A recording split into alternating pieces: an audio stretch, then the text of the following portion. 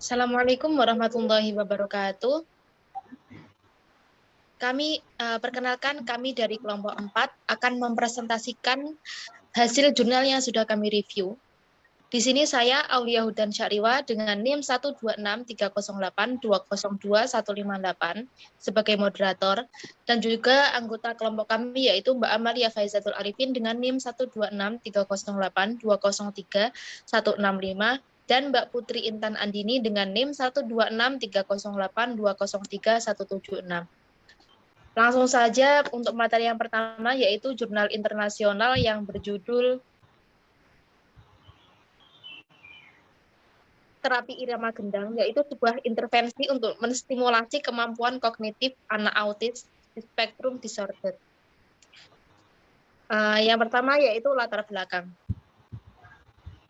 Anak penyandang autism spectrum disorder atau ASD menghadapi hambatan dalam perkembangan kognitifnya. Kemampuan kognitif di otak meliputi perhatian, memori jangka pendek, persepsi, dan konsentrasi. Konsep konsentrasi berkaitan dengan perhatian yang mengacu pada kemampuan untuk melakukan pembelian, memperhatikan sebagian dari semua rangsangan yang masuk. Sedangkan konsentrasi mengacu pada tingkat kesadaran. Pada umumnya, sebagian besar anak memiliki atau menyebabkan kekacauan. Sebagian besar anak memiliki atau menyebabkan kekacauan pengiriman impuls di otak. Ciri khasnya yaitu kemampuan kognitif primer mereka, pola respon stimulus, mendengarkan, berpikir, lakukan. Namun pola ini tidak ada pada anak-anak dengan ASD karena sistem sensorik mereka tidak terintegrasi. Dengan kata lain, apa yang didengar, anak tidak langsung dilakukan melalui sistem pengolahan yang khas. Manusia secara alami tertarik pada ritme karena dapat merangsang otak paleoencephalon atau sistem limbik ke neokorteks. Ini mempengaruhi sistem limbik dan memunculkan emosi bahagia dan perasaan nyaman.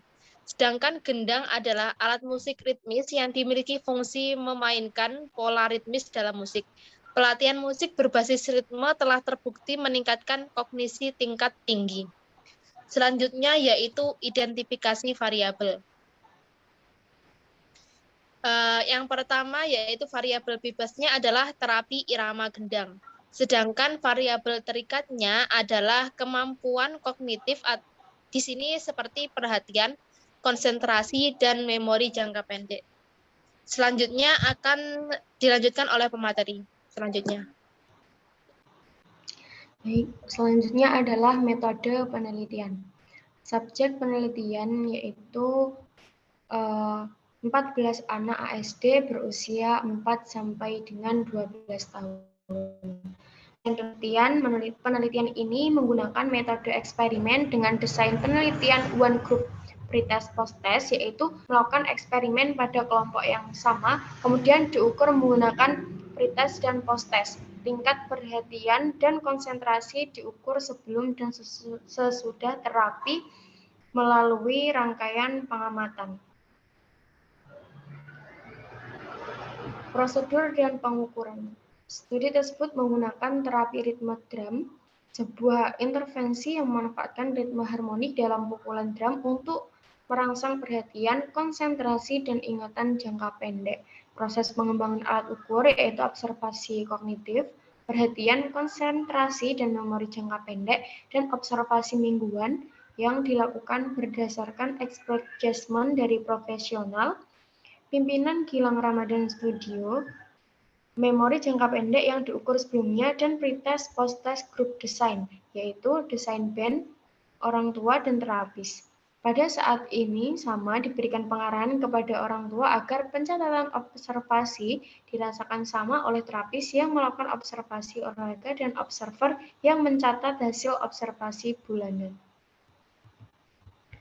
Selanjutnya akan disampaikan oleh pemateri selanjutnya. Selanjutnya yaitu hasil eksperimen dan kesimpulan. Pada penelitian ini menunjukkan perbedaan skor sebelum dan sesudah mengikuti terapi. Adanya peningkatan skor perhatian, konsentrasi, dan memori jangka pendek setelah terapi kepada 14 partisipan tersebut. Hal ini menunjukkan bahwa terapi ritme drum dapat menjadi alternatif terapi anak dengan ASD untuk meningkatkan atensi, konsentrasi, dan memori jangka pendek.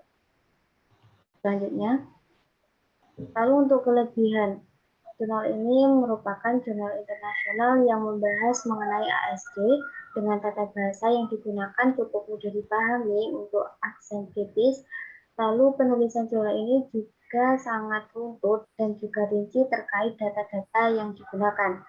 Untuk kekurangan, pada jurnal ini latar belakang pada jurnal ini dari paragraf ke paragraf selanjutnya agak kurang runtut, karena biasanya latar belakang itu selalu berkesinambungan dari paragraf satu ke paragraf lainnya. Sekian, saya kembalikan lagi kepada moderator. Terima kasih. Demikian presentasi dari kami. Apabila ada kurang lebihnya, kami mohon maaf. Wassalamualaikum warahmatullahi wabarakatuh.